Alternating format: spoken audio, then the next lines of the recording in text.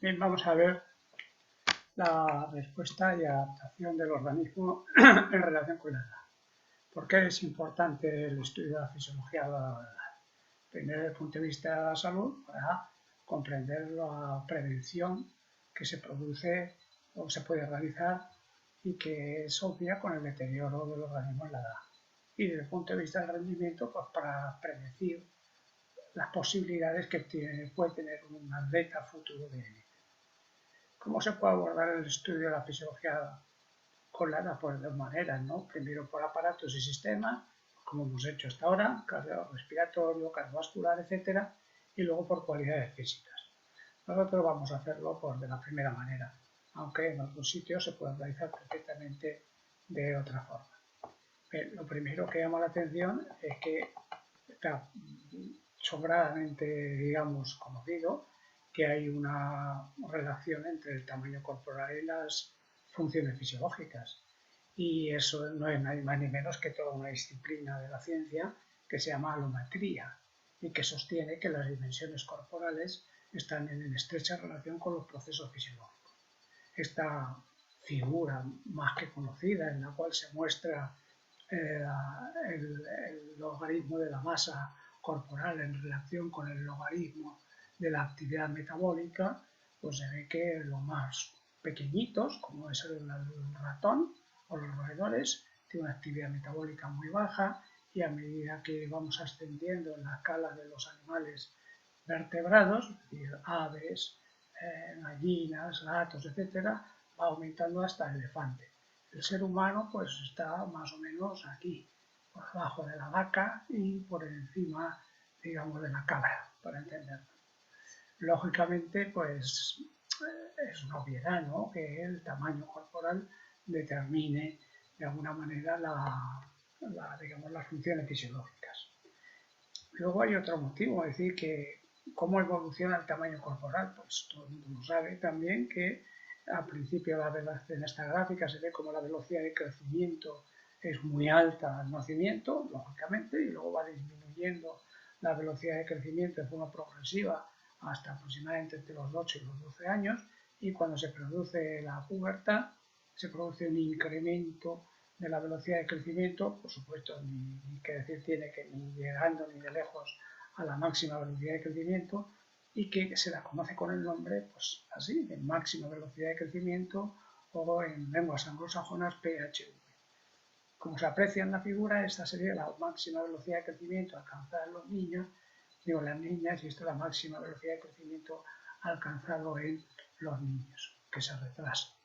Si aquí nosotros vemos pues el cambio, digamos, de peso, pues 3/4 de lo mismo, también tiene un componente claramente de, digamos, de primero disminuir el cambio en el peso, luego aumenta y aquí hasta alcanzar otra vez el máximo peso alcanzado y a partir de ahí va decreciendo.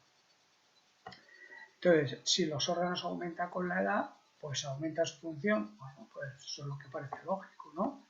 Entonces, pues este diagrama de razonamiento parte del punto de partida de la alometría.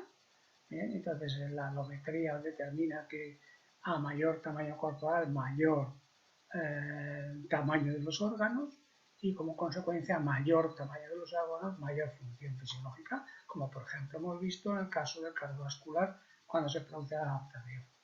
Entonces, el razonamiento lógico a que conduce a que la respuesta inicial pues sí vendría condicionada por el aumento del tamaño y la mayor función fisiológica. La respuesta final, ¿cuál es? Que no porque hay, digamos, una teoría muy antigua de Roux, de 1895, que dice que la función hace al órgano. Por lo tanto, sí puedes tener unos órganos de gran tamaño, pero si no les hace funcionar, pues mal asunto. No rinden lo que deberían. Bien, esto es importante de cara a ver la importancia del ejercicio físico en el desarrollo de la persona. Si los órganos disminuyen con la edad, disminuye su función. Es la otra cuestión. Aquí en este primer diagrama sería la época de crecimiento, ¿no?, que viene determinada porque la respuesta final sería que no, si no le haces funcionar al órgano. ¿Vale? Y en este caso es lo contrario, es decir, cómo regresan los órganos y por tanto sus funciones a medida que avanza la edad. Entonces lo mismo, el punto de partida es la alometría, tamaño corporal en relación a funciones fisiológicas, por lo tanto a medida que disminuye el tamaño de los órganos con la edad, por deterioro, digamos, por decirlo así, anatómico, lógica, entonces pues a mayor tamaño, a mayor edad, menor tamaño corporal de los órganos y menor función fisiológica. ¿El razonamiento lógico? Pues que sí, que la respuesta es que sí. Solo un ejemplo para ver esto, que es el que hemos dado, por ejemplo, para el corazón. Hay una ecuación muy famosa, pero de autor desconocido, que es la frecuencia cardíaca máxima teórica, que viene calculada por la edad.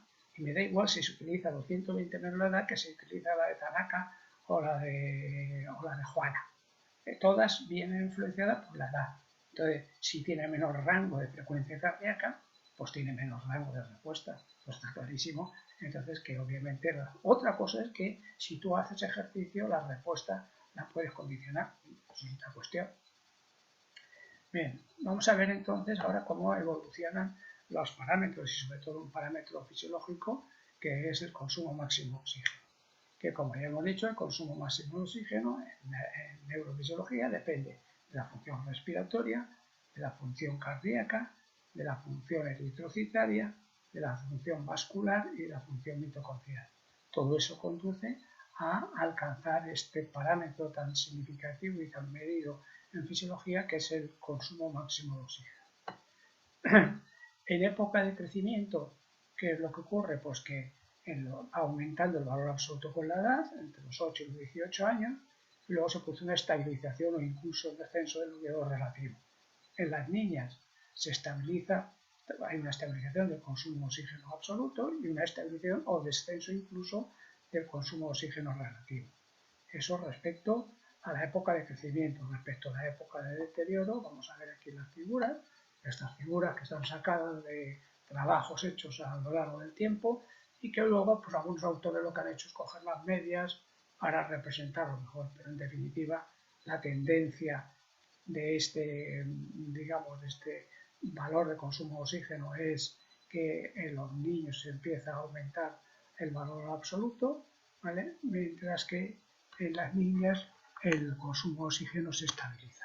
Esto que está a la izquierda es consecuencia de muchas mediciones y eso que está a la derecha no es nada más que coger un poco los valores promedios y hacerla más sencilla de ver, Pero en definitiva, es lo que, claro, es importante ver el rango porque habrá niñas que alcanzan consumo de oxígeno muy alto y niños que por su digamos, actividad pues alcanzan consumo de oxígeno también bajo. Por tanto, esta, a mi juicio, es más engañosa que estos resultados de los análisis que se hicieron. ¿Vale? Aquí, en el caso, digamos, de la respuesta del diagrama de logaritmo con la edad, pues claro, con la edad, pues el logaritmo va a ser integrando y entonces, pues parece lógico pensar que es exactamente igual que en el adulto, que se adapta al crecimiento de los órganos durante el desarrollo hasta la edad adulta y al deterioro con la edad, con la vejez. Bien.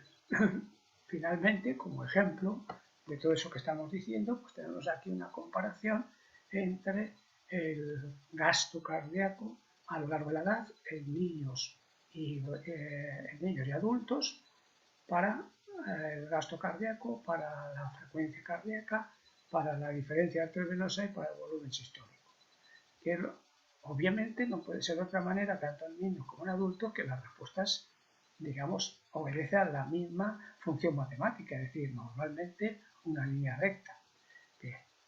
Pero siempre en el caso, digamos, de los adultos, por debajo de la de los niños. Claro, ¿por qué? Porque obviamente su corazón está ya más hecho y entonces el volumen, el volumen sistólico está aquí, el volumen sistólico es mayor en los adultos que en los niños porque tiene todavía que crecer.